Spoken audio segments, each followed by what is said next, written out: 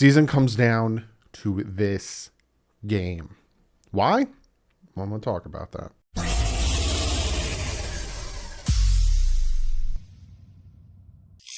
What is up, Finn fans? I got my boy UCF Jaguars on the channel. He's going to give us the inside source from the opponent, from the enemy lines. Also going to talk a little about Urban Meyer because he gets a little bit more insight from the Jaguar community and the Jaguar fans. And I really want to know how they are doing with Urban Meyer and what they think of Trevor Lawrence so far. So we're going to talk about that. That'll be literally in 2 seconds. But before I jump into that, I do have to shout out my guys at patchvibes.com. Go over there, get yourself some great stuff. This is a Patch Vibes shirt. I know it says Joe Robbie, but it's the new stadium. But this is a Patch Vibes shirt, and this is a Patch Vibes shirt. You can get yourself some fantastic Patch Vibes shirts, patches. That's where their name came from. Pins, hats, all that good stuff. Use the promo code DDW2. You get yourself 20% off, and don't forget about Backroom Collections. I'll pop up some of their visors that they got if you have any helmets like I do, like this Mamba Jammer right over here. They also have all this great artwork, great canvas, high quality stuff. Go over there, use the promo code DDW, you get yourself 10% off. But other than that, let's jump into what me and UCF Jaguars had to talk about, and then we'll get into injuries and the usual Ramajam. Got my guy UCF Jaguar on the channel. Miami Dolphins heading to London, taking on the Jaguars. First off, I need to ask you, sitting at 0-5 right now, how are you doing?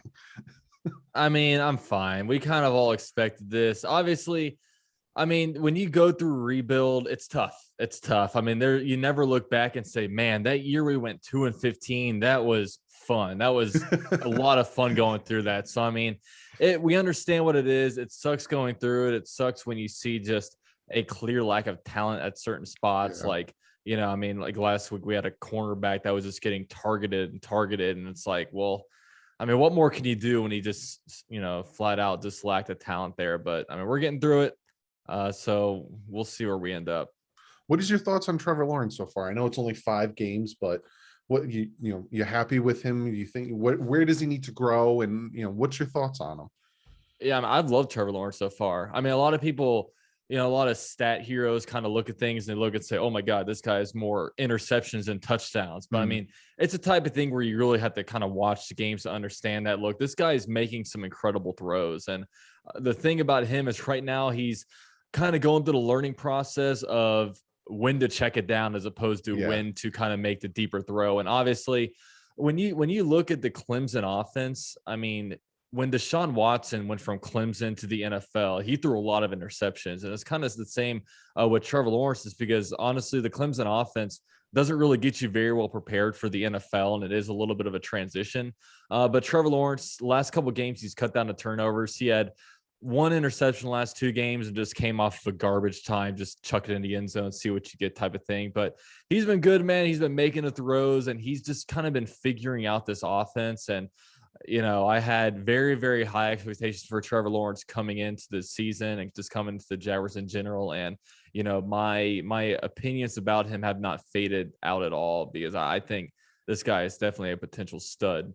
Yeah, I agree 100%. He was the consensus number 1, and you guys got yourself a great quarterback.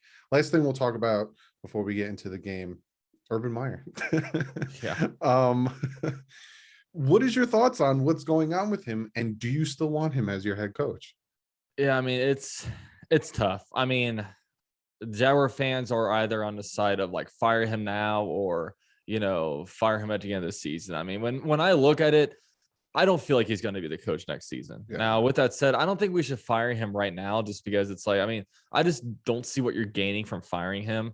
I mean, we don't have anybody on the coaching staff right now that's like fit to take over. People are talking about like, oh, assistant head coach Charlie Strong take over. I'm like, Urban Meyer isn't working out. I don't think Charlie Strong's going to work out. And you have like Darrell Bevel and just a bunch of guys. So I don't know what it accomplishes, but I mean, Urban Meyer's main thing is like, we just don't know how committed he is right now and like exactly how much he likes the NFL. I mean, I kind of think the big thing about him is that he's been blessed when it comes to having extremely talented like assistant and coordinators at the college level between like Dan Mullen and, Ryan Day, and over on the Jaguars, he doesn't really have that. I mean, he has kind of a washed offense coordinator with Darrell Bevel, who's been, he's been over for the Seahawks, and then over to the Detroit Lions most recently. And, now he has to kind of come in there, and it's a whole new game. Yeah. Obviously it's a whole new level of expertise that you had to come in here with. And, he was expected to kind of be more of the CEO and kind of overseeing things and kind of letting his coaches coach. But obviously, what kind of CEO are you if you're not flying on a team plane home, and you're, staying in Cincinnati and just doing like, college fraternity type stuff. And it's just a weird situation. And, I haven't liked a lot of things he's done, although I don't think he should be fired yet. But it's like, the good thing about it is that, it's easier to recover from a bad head coaching hire than a bad quarterback selection. Yeah. And honestly, we are in a rebuild. It's going to suck because, obviously we have to go through something completely new next year. But when you look at the way the Jaguars are structured, they're not really set to win until 2023. Mm-hmm. So, come back in here. There's tons of very impressive candidates out there, whether it be, Brian Dable or even like Kellen Moore for the Dallas Cowboys. Mm-hmm. There's a lot of really good names out there. It's going to be a setback for the Jaguars right now, but with Trevor Lawrence and company, like I think we'll be able to recover from it. Okay. Yeah, definitely. And having the quarterback, like you said, it's always the hot commodity. A lot of guys want to go to a place whether they have a lot of draft picks and money, or they already have the quarterback, and you guys already have that. And being a Dolphin fan, I know exactly what you're going through, because Nick Saban, after that 1 year, it seemed like he had a foot out the door. He wanted to go back to college. Yeah. And that's what I'm getting from Urban Meyer, that he doesn't like what the NFL is bringing, and he's probably already got a foot out the door.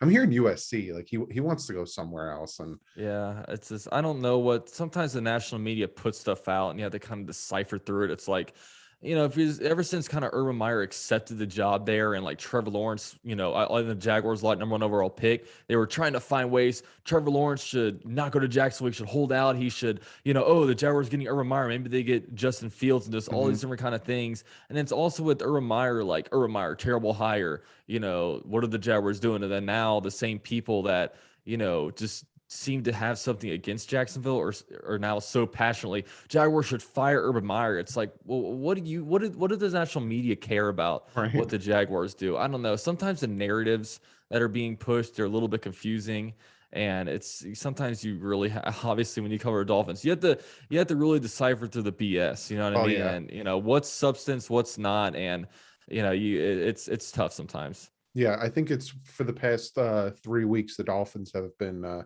trading for Deshaun Watson on the Monday for the past 3 weeks. So it's ridiculous, like, man. You get, like you said, you got to sift through it. And really, there's nothing worse amongst the fan base than like quarterback controversy. And obviously our teams have had a lot of that, and it's tough, man. It's really tough. Looking at this game going to London, what is something the Dolphins, as Dolphin fans, obviously we don't know much about the Jaguars. What is something that we should be looking at? Because we're 1-4. We only have one win over you guys. So, if they were playing better, maybe I would say like, oh, this is going to be a one-sided butt whooping, yada, yada, but only one game. What is something the Dolphins should be looking at with the Jaguars to not take lightly? Well, I think there's two things with the Jaguars that have been kind of shooting ourselves in the foot. And one of the things is very controllable from the Jaguars end, and one of them is not. And what's controllable is the fact that inside the 10-yard line, our offense coordinator, Darrell Bevel, just has ridiculous play calls. And, some of these 4th and 1 calls just have not led to touchdowns. And keep in mind, Darrell Bevel is the same guy that was the OC for the Seattle Seahawks, where they decided to pass the ball instead of run Marshawn Lynch. So this is kind of, you look at it, it's like, man, like I could totally see that, just because his play calling is a little bit ridiculous. So that's one thing that the Jaguars had to work on their end. But the thing that Jaguars just can't do anything about is the fact that we're just so depleted at cornerback. Obviously, we drafted CJ Henderson, #9 overall in 2020, and he was looking like a pretty good player. But the guy was a little bit of a head case. A lot of people have their own, conspiracy theories about what was wrong with CJ Henderson, but at the end of the day, Jaguars tried to make it work with him. It just didn't. And then the Jaguars wound up trade him to the Carolina Panthers. And now it's like Jaguars have Shaquille Griffin, but outside of that, man, it's we had a number 33 overall pick cornerback Tyson Campbell, who's kind of been in and out with injury. And then after that, we're playing like a seventh round second year player with Chris Claybrooks, who was just awful last game, and Trey Herndon, who was playing a nickel. And literally the game plan of Tennessee Titans last week was literally target 27 and 37, and it was just working. So if I'm the Dolphins, I'm targeting those guys on offense, and the Jaguars are pretty good at stopping the run. So definitely the best way to do it is, if you guys want to get the run game going, just set up the run through the pass, and then just kind of get the offense rolling that way. Looking at this game, important game for both of us. For the Dolphins, can't go 1-5. And for you guys, get your first win, maybe, throw a Gatorade bath on Urban Meyer. Do you see the Jaguars winning this game, and by how much, if you do? It's interesting. A lot of Jags fans are kind of picking the Jaguars to win. And this time, like last year, obviously the week 3 matchup on Thursday Night Football, Dolphins and Jaguars played, and I looked at it and it was like very similar. The Jaguars were like 1-1, and they were actually favored to win that game after the Dolphins started 0-2. And now like Jaguars are 0-5, Dolphins are 1-4, and a lot of people are kind of leaning Jaguars, even like experts and everything like that. But the Jaguars are on a 20-game losing streak right now. Like, I can't possibly pick the Jaguars to win, especially I felt like a win was coming last week and it didn't. And the Jaguars just feel like a get right game. And last year, we're only 1 year removed, and I don't know, maybe the Jaguars don't match up very well with the Dolphins, because the Dolphins just wiped the floor with the Jaguars last year when they were struggling. They were 0-2. They were a struggling team. They didn't come in there the hot 2-0 team. I don't know. I could see the Jaguars winning, but I'm just going to say I'm not going to predict the Jaguars win. I think they probably lose by a touchdown. All right, bud. Well, hopefully it's a good, healthy game. Both of our teams are pretty banged up, because you were talking about your corners. Well, the Dolphins, Devontae Parker and Preston Williams weren't practicing all week, so this might be a low-scoring game. But I appreciate you coming by. Where can all my guys find you, and where can they subscribe to you? Yeah, dude, I really appreciate having me on, man. This is I think only my second time this year on another channel, so it's always cool to kind of get on another platform. But yeah, I'm on YouTube. I'm the largest Jaguar channel, UCF Jaguar there, and also on Twitter and Instagram at UCF_Jaguar. So if the Dolphins are whooping some Jaguar butt, you can come over to my live stream on Sunday and troll me if you guys want. I don't care. I'll just make fun of you. But yeah, that's where you can find me. And that's where I'll be. And yeah, Doug, I really appreciate having me on, man. Yeah, no problem. I will. Well, hopefully it's a good game. It's an early game. Are you located in Jacksonville? I'm in Orlando, so okay. But I'm a morning person, so I love the 9:30 kickoff. Usually before games, I wake up at 7:30 in the morning. So usually I'm just pacing around the house until 1 o'clock, just wasting time away. So I actually really like the early start. And then we get to watch the other games and hopefully enjoy it. But yeah, like I said, but thank you so much for stopping by, and I'll talk to you soon. Absolutely, man. Thank you. A blast having him on. I actually went over on his channel. If you want to go check that out, his YouTube channel will be linked in the description. Go check that out. But let's jump into this. We're going to talk about the usual injury reports, the 5 things. I'm going to give you my score prediction, and then get to comment of the day. So let's go into the injury reports. Pop up the Dolphins. You got Xavier Howard. He popped up on there with a groin injury. Makes sense. He's the way he was playing against Tampa. You just saw it. He was running weird. Like, it made sense. Devontae Parker's still not there. Jacoby Brissett limited, but he did practice. Byron Jones was limited, but he did practice. Adam Shaheen was limited, but he did practice.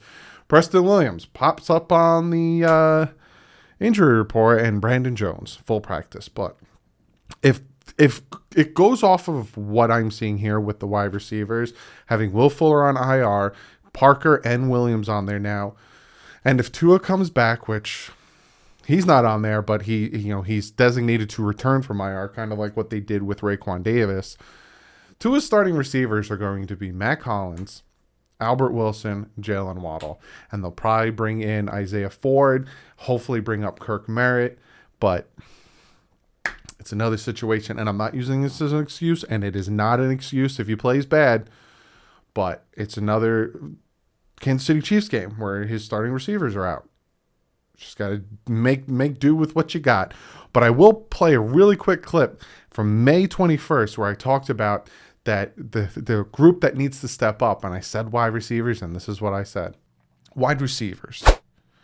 For Tua to be successful and for the team to be successful and for the offense to be successful, these wide receivers need to do better than they did last year. For one, they need to stay healthy. Preston Williams, Devontae Parker, Jakeem Grant, heck, even Albert Wilson need to stay healthy. Man, was I right about that. And let's pop up the Jaguars injury report. They're pretty decimated. Pretty decimated. If you heard from my buddy, he talks about the corners being really banged up, trading their former first-round pick. They have Rashad Coward did not participate. Adam Gotsis didn't participate. Miles Jack, he didn't travel with the team, so he will not be playing. Then a bunch of O linemen, D linemen were limited. They're just really super banged up. Let's jump into the 5 things that the Miami Dolphins need to do to beat this Jaguars team. The first thing, they got to get some pressure on Trevor Lawrence. You cannot let Trevor Lawrence stay back there like they did with Tom Brady, giving him 3 to 4 seconds, flat-footed, waiting for the receivers to get open, letting your cornerbacks get burnt because you're not getting any pressure. Just you need to help your corners out, and you need to get pressure on Trevor Lawrence. Their offensive line isn't too great. They are also banged up.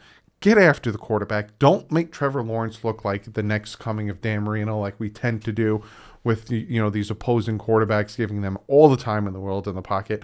Get pressure on him. Get after him. The number 2 thing the Miami Dolphins have to do if they want to beat this Jaguars team, please, for the love of God, Myles Gaskin, when you get the ball in his hand, he does really well. Can you just run the ball? Consistently run the ball. Tua's back. Hopefully, again, I'm recording this on Thursday. It hasn't been official if he's playing or not, and if he came off IR. If he doesn't, I'm going to cry because then I have to rely on Jacoby Brissett another week, and I just really don't want to watch him play football anymore. But run that RPO. Hand the ball off. Make this defense guess who's going to get it. Just give the ball to Gaskin, Ahmed. Just run the ball. The other thing, though, you're facing a running back on the Jacksonville Jaguars who's really good. So you need to stop the run. Past couple of weeks, this defense has been horrid at stopping the run. If you watch my film breakdown, you had Landon Roberts running into the wrong gap. Just have to do a lot better at stopping the run. The 4th thing the Miami Dolphins have to do if they want to build this Jacksonville Jaguar team, next wide receiver up. I talked about it in the injury report that we're pretty banged up at wide receiver, but Waddle, you have that connection with Tua. Hopefully, again, Tua's playing. I pray. You have that connection. Matt Collins has a really good connection with Tua. In the training camp, it seems like Albert Wilson had a really good connection with Tua. Catch the ball. The Dolphins have 10% drop rate. That is the highest in the NFL. Catch the ball and next man up, do your thing. Kirk Merritt, hopefully they call him up, or Isaiah Ford. Hopefully you don't have butterfingers like the Bills game last year. Catch the ball and help out. Next man up. And the last and final thing the Miami Dolphins need to do if they want to beat this Jacksonville Jaguar team, do not play down to your opponent.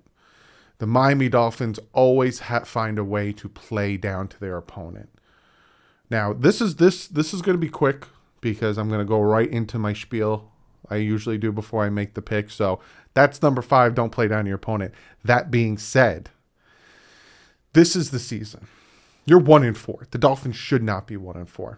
Coming into this season, they should not have been 1-4. I looked at the first, 5 games of the season, and I saw them being 3-2. I honestly saw them being 3-2. I thought they could have beat the Bills at home, but I did, it could have went either way. But I honestly knew they were going to beat New England. They should have beat the Raiders, and they should have beat the Colts. Right now, the Miami Dolphins should be sitting at 3-2. And I will go to my grave saying the reason they lost the Raiders and Colts game was quarterback play, because the defense did everything they could.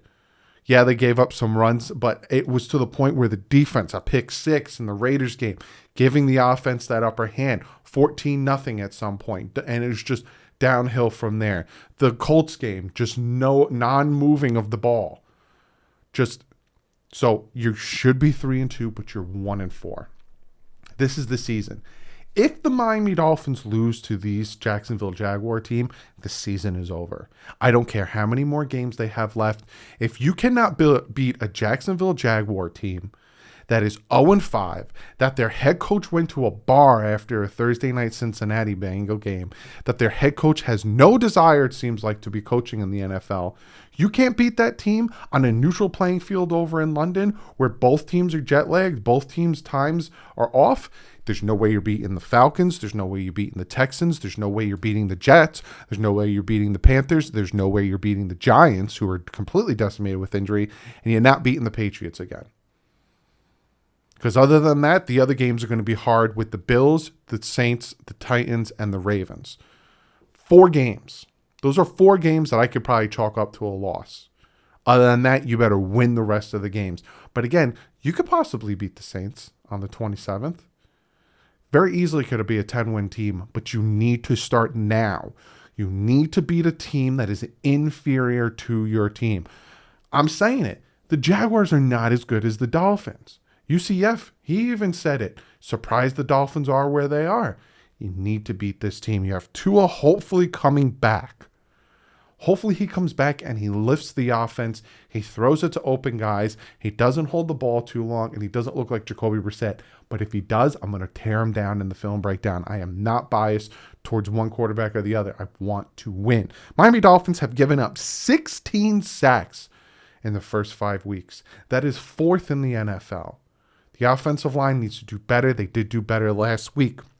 Like I said, the Jaguars, banged up secondary. Take advantage of that.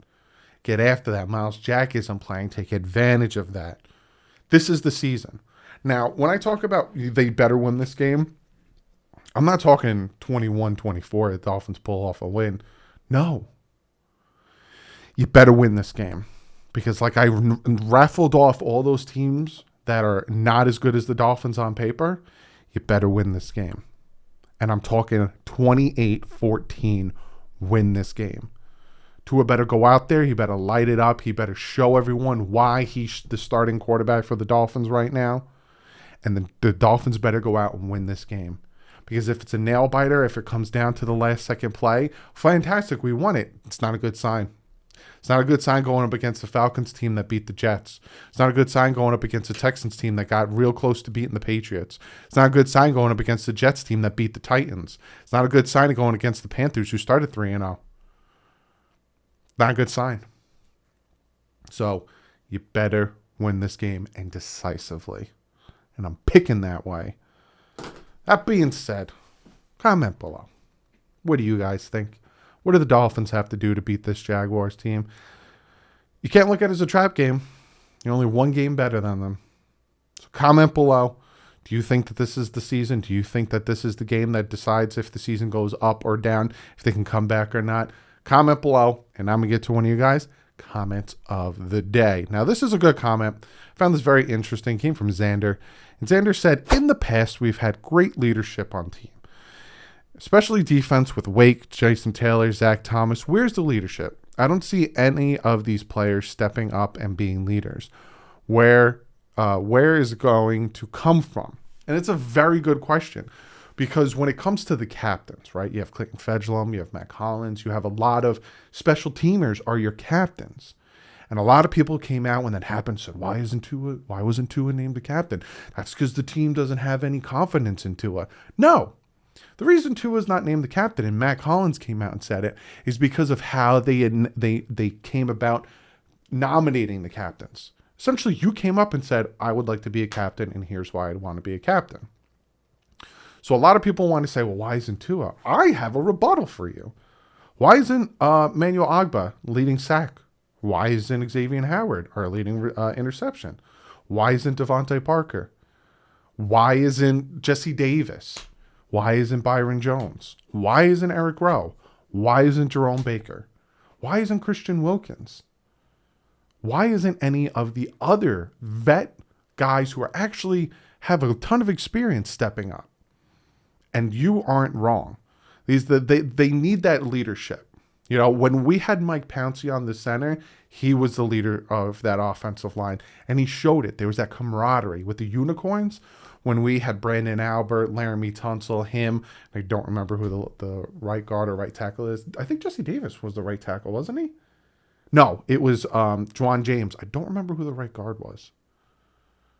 Shame on me, huh? Shame on me.